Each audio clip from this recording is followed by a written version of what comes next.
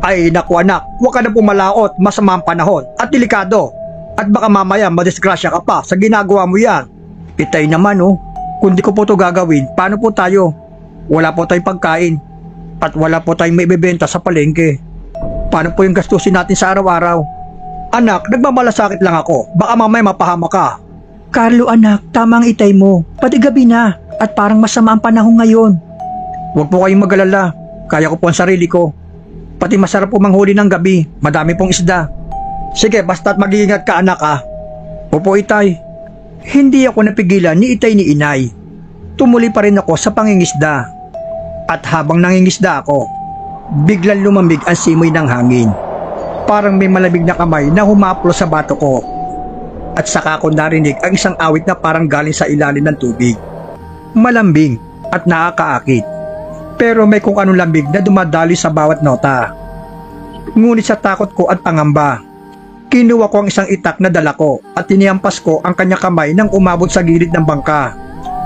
Narinig ko ang isang matinis na sigaw na parang sabay ng tao at hayop.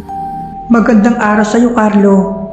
Isinusulat ko ito dahil hanggang ngayon ay nanginginig pa rin ang kamay ko sa tuwing naalala ko ang gabing yon sa Kalayang Island. Ako po si Carlo, isang simpleng mangingisda. Ang kwento kong ito ay hindi biro. Isang bagay na gustong kainin ng buhay ko at itapok ang bangkay ko sa kailaliman ng dagat. Sana'y pakinggan ninyo at daminin ninyo ang aking kwento. Madalas namin pinag-uusapan na mga kapwa kong mangingisda ang mga sirena. May nagsasabing swerte raw kapag narinig mo ang kanilang awit kasi dudumugin ng isda ang lambat mo.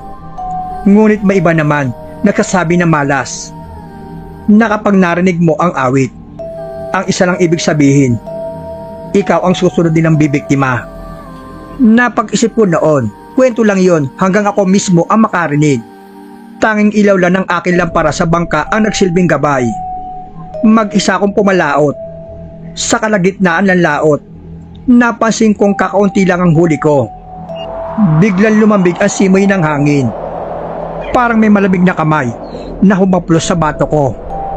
At saka ako narinig ang isang awit na parang galing sa ilalim ng tubig. Ngunit may kung anong lamig na dumadali sa bawat nota. Dahan-dahan kong itinapat ang lampara sa direksyon ng awit. Doon ko siya nakita. Isang babaeng nakalutang sa tubig. Maputi ang balat. Mahaba ang basang buhok. At mga matang kumikislap sa dilim. Ngunit napansin kong hindi nakalubog ang kalahati ng katawan niya. Tumigil ang paghinga ko.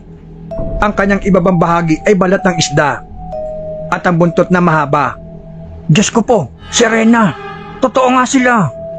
Halika, Carlo. Lumapit ka. Wika niya. Ngunit hindi gumagalaw ang kanyang mga labi. Ang kanyang boses ay parang dumiretso sa utak ko. At parang hinihila ko ng kanyang mga mata. Ang kamay ko ay gumagalaw papunta sa kanya. Ngunit bigla kong naalala ang babala na matatanda na kapag sumunod ka sa kanilang awit, hindi ka na makabalik. Kumapit ako sa sagwan. Pilit na nilalabanan ang sarili kong isip. Ang ngiti niya ay unti-unti naglaho. Napalitan ng isang nakatakot na ekspresyon. Ang kanyang muka ay humaba. Ang mga mata ay naging kulay itim. At ang bibig ay bumuka na napakalaki. Puno ng matutulis ng ngipin na parang pating. Ang kanyang tinig kanina, parang naging halak ng malamig, humahalo sa hampas ng alon. Sinubukan niyang akitin ang bangka ko, at nang makita ko ang kanyang mga kuko, mahaba at matatalim, parang kuko ng buwetre. Napasigaw ako. Anong klaseng nilalang to? Sinubukan ko magsagwan, ngunit ang tubig ay biglang lumalim at umalong kahit walang hangin. Ang bangka ko ay parang hinihila pababa. Narinig ko ang kanyang boses sa isip ko. Hindi ka na makatakas dito, Carlo. Akin ka lang. Sa akin ang buhay mo. Sumakit ang ulo ko parang mababali. Pero sa desperasyon ko, kinuha ko ang isang itak na dala ko at hiniyampas ko ang kanyang kamay na umabot sa gilid ng bangka. Narinig ko ang isang matinis na sigaw na parang sabay ng tao at hayop. Pagkatapos kong tamaan siya, biglang natahimik ang lahat. Walang alon, walang hangin, walang kahit anong tunog. na para bang patay na ang buong mundo. Pero ramdam ko nasa ilalim pa rin siya. Nagmamasid. Maya-maya, isang mahabang buntot ang dumaan sa ilalim ng bangka. Umuga ang tubig. Halos tumaob ako. Nakita ko muli ang kanyang ulo na lumitaw sa malayo at naangiti siya muli. Hindi na maganda kundi nakakatakot, puno ng galit at pangako muling magbabalik.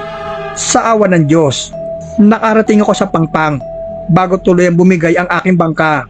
Basang-basa, nanginginig halos hindi makalakad. Nang ikwento ko ito sa mga kasamahan ko, lahat sila ay nakatingin sa akin at sinabing, "Hoy, parang Carlo, huwag ka na babalik sa lugar na yon. May teritoryo ang Serena. Kapag bumalik ka at lumabag ka, kukunin ka nila at ayaw mo sa gusto. Buhay mo ang kapalit." Hanggang ngayon, hindi na ako pumalaot mag-isa. Kaya ako sumulat ngayon. Hindi para takutin kayo kundi para magbabala. Kung sakaling makarinig kayo ng isang awit sa gitna ng katahimikan ng dagat, huwag kayong susunod. Huwag kayong titingin dahil hindi lahat ng sirena ay magbibigay ng swerte. May ilan na tulad na nakita ko na ang nais lang ay kaluluwa mo. Diyan na po nagtatapos ang aking kwento. Sana po maibigan ninyo. Marami po salamat.